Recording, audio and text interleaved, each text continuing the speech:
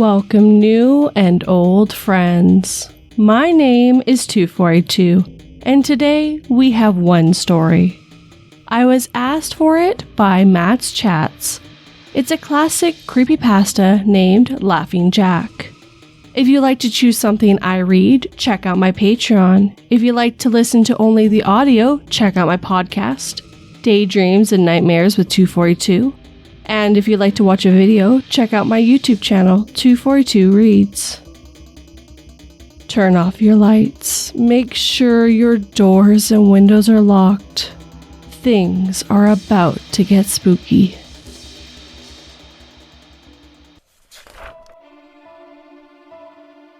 Josh ran into the corridor to escape the creature. As he turned the corner to the stairs, it was standing there, waiting for him.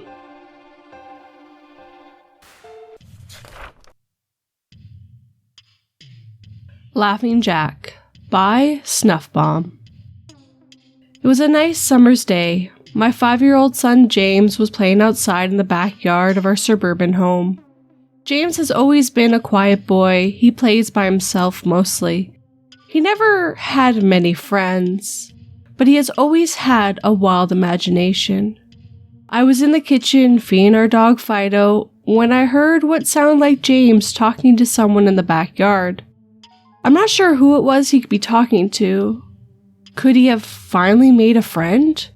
Being a single mom, it's hard for me to always keep an eye on my son, so I decided to go outside and check on him. When I went to the backyard, I was a bit confused because James was the only person out there. Was he talking to himself? I could have sworn I heard another voice. "James, it's time to come inside," I called out to him. He came inside and sat down at the kitchen table. It was about lunchtime, so I decided to make him a turkey sandwich. "James, who were you talking to out there?" I asked. James looked up at me for a moment. "I was playing with my new friend," he said, smiling. I poured him some milk and continued to pry, as any good mother would. "Does your friend have a name? Why didn't you ask your friend to have lunch with us?" I asked. James stared at me for a moment before replying. "His name is Laughing Jack." I was a bit back by what he had said. "Oh, that's a strange name. What does your friend look like?" I asked, a bit confused. "He's a clown. He has long hair and big swirly cone nose. He's got long arms and baggy pants with striped socks, and he's always smiling." I realized my son was talking about an imaginary friend. I suppose it's normal for a kid his age to have imaginary friends, especially when he has no real kids to play with. It's probably just a phase. The rest of the day went as per usual. It was starting to get late, so I put James to bed. I tucked him in and gave him a kiss and made sure to turn on the nightlight before I closed the door. I was pretty tired myself, so I decided to go to bed not long after. I had an awful nightmare. It was dark. It was some kind of run-down amusement park. I was scared, running through an endless field of empty tents, broken down rides, and abandoned game huts. The whole place had a horrible look to it. Everything was black and white. The prized stuffed animals all hung from nooses in the game huts, all with sick grins stitched into their faces. It felt like the whole park was looking at me, even though there wasn't another living thing in sight. Then suddenly, I began to hear music play. The sound of Pop Goes the Weasel began to play on a squeeze box, echoing through the park. It was hypnotizing. I followed its tune to the circus tent, almost in a trance, unable to stop my legs from moving forwards. It was pitch black, the only light coming from a single spotlight shining in the center of the big top. As I walked towards the light, the music slowed down. I found myself singing along, unable to stop. All around the merry bush, the monkey chased the weasel. The monkey thought it was all in fun. The music stopped right before it climaxed. and suddenly the lights shot on. The intensity of the lights was practically blinding. All I could see was a small dark silhouette shuffling towards me. And then another one appeared, and another one, and another one. There were dozens of them all coming towards me. I couldn't move. My legs were frozen. All I could do was watch as these haunting figures drew near. And as they grew close, I could see they were children. As I looked at each one, I noticed they were horribly disfigured and mutilated. Some had cuts all over their bodies. Others were severely burnt, and others were missing limbs, even eyes. The children enveloped me, clawing at my flesh, dragging me to the ground and tearing inside me as the children tore me apart, and I faded away. All I could hear was laughter. Horrible, awful, evil laughter. I woke up the next morning in a cold sweat. After a few deep breaths, I looked over and saw a few of James's action figures were positioned facing me on top of my nightstand. I sighed. James had probably woken up early and put these here. I gathered up the toys and made my way to James's room. However, when I opened the door, James was sound asleep. I just shrugged and placed the toys back in his toy box and headed to the living room. A little while later, James woke up and I made him his breakfast. He was quiet and seemed a bit groggy. Perhaps he didn't sleep well either. I decided to ask him about the toys. "James, honey, did you put toys in Mommy's room this morning?" His eyes shot up at me for a moment and then quickly glanced back down at his cereal. "Laughin' Jack did it." I rolled my eyes and responded, "Well, you tell Laughin' Jack to keep the toys in your room." James nodded and finished up his breakfast and then decided to go play out in the backyard. I went to relax in the living room. I must have dozed off because I woke up a couple hours later. Shit, I need to check up on James. I was a bit worried. It had been over 2 hours and I hadn't checked on him. I went to step outside into the backyard, but James wasn't there anymore. I was getting nervous, so I called out to him, "James? James, where are you?" Just then, I heard a giggle come from the front yard. I rushed through the gate around to the front of the house. James was sitting on the sidewalk. I breathed a sigh of relief and walked over to him. "James, how many times have I told you to stay in the backyard?" "James, what are you eating?" James looked up at me and then reached into his pocket and pulled out a handful of hard candy in all colors. This made me very nervous. "James, who gave you that candy?" James just stared at me, not speaking. "James, please tell Mommy where you got that candy." James hung his head down and said, "Laughing Jack gave it to me." My heart sank. I kneeled down to look him in the eyes. "James, I've had enough of this damn Laughing Jack thing. He is not real. Now this is a very serious situation and I need to know who gave you the candy." I could see my son's eyes tear up. "But Mama, Laughing Jack did give me the candy." I closed my eyes and took a deep breath. James has never lied to me, but what he was telling me was impossible. I made him spit out the candy and threw the rest away. James appeared to be fine. Maybe I'm overreacting after all. He could have gotten it from Tom and Linda from next door or Mr. Walker down the street. Either way, I'm going to have to keep a closer eye on James. That night, I put James to bed as usual and decided to go to bed early myself. Suddenly, I was woken up by a loud bang coming from the kitchen. I sprung out of bed and hurried down the stairs. When I got to the kitchen, I was horrified. Everything on the counter had been thrown to the floor, and our dog Fido hung dead from a light fixture.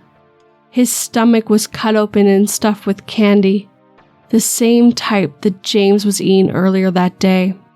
My shock was quickly broken by a sharp scream coming from James's room, followed by loud crashes. I quickly grabbed a knife from the drawer and moved up the stairs with a speed that only a mother whose child is in danger could have.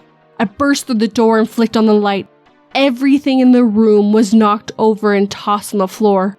My poor son in his bed, crying and shaking with fear. A pool of urine stained the sheets. I scooped up my child and ran out of the house and went next door to Tom and Linda's house. Luckily, they were still awake. They let me use their phone, and I called the police. It didn't take them long to arrive, and I explained what happened. They looked at me as if I was crazy. They searched the house, but all they found was a dead dog and 2 trashed rooms. The officers told me that someone had probably gotten into the house and done this right before making a quick escape when they heard someone coming up the stairs. I knew it wasn't true. All the doors were locked and none of the windows were open. Whatever was in my house didn't come from the outside. The next day, James stayed inside. I didn't want him to leave my sight. I went to the garage and found his old baby monitor and set it up in his room. If anything comes into it tonight, I was going to be able to hear it. I went to the kitchen and grabbed the largest knife from the drawer and put it in the nightstand. Imaginary friend or not, I'm not going to let anything hurt my little boy. Soon enough, night came. I put James to bed. He was afraid, but I promised him that I wasn't going to let anything happen to him. I tucked him in, gave him a kiss, and turned on the nightlight. Before closing the door, I whispered to him, "Good night, James. I love you." I tried to stay up as long as I could, but after a few hours, I felt myself drift off. My baby would be safe for the night, and I needed to sleep. Just as I laid my head on the pillow, I heard soft noises coming from the baby monitor I had put on my nightstand. At first, it sounded like interference, like the kind a radio would make. Then it turned into a soft moan. Was James asleep? Then I heard it. The laugh from my nightmare. That horrible laugh. I sprung up from my bed and grabbed the knife from under my pillow. I rushed into James's room and cracked the door open. I tried the light switch, but it wouldn't come on. I took a step in, and I could feel warm, thick liquid on my feet. Suddenly, James's nightlight came on, and I could see the absolute horror that laid out in front of me. James's body was nailed to the wall. The nails pierced through his hands and feet. His chest was cut wide open, and his organs hung down to the floor. His eyes and tongue had been removed, along with most of his teeth. It was disgusting. I could hardly believe this was my baby boy. Then I heard it again, the soft, desperate moan. James was still alive. My baby, my poor baby, in so much pain, barely clinging to life. I ran across the room and vomited on the floor, but my sickness was interrupted by a horrible cackle coming from behind me. I spun around while still wiping the bile from my mouth. Then out of the shadows emerged the fiend responsible for all of this horror.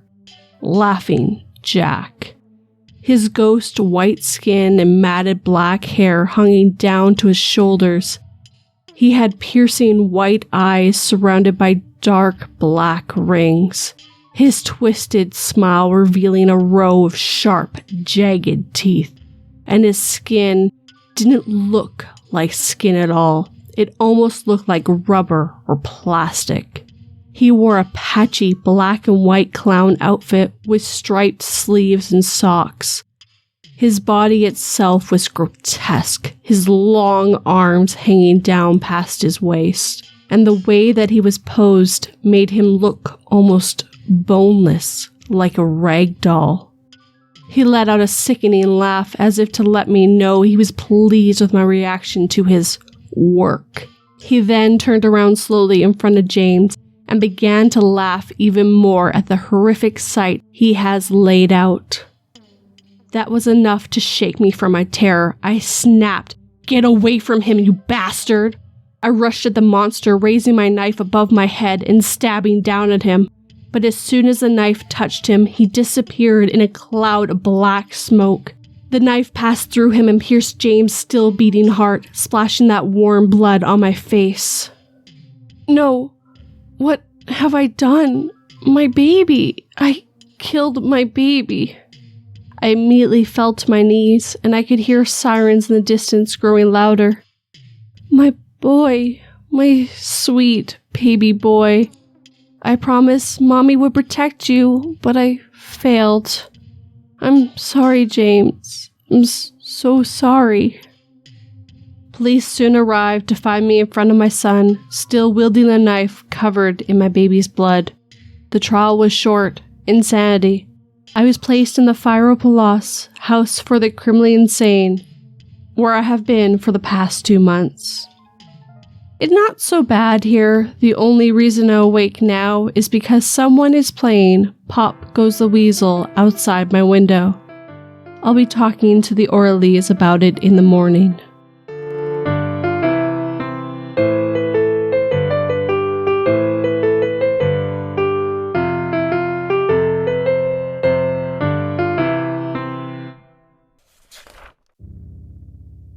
The ransom letter conclude, if the money isn't there by noon tomorrow, your son dies. He ran his fingers across the page, but couldn't find a single word of Braille.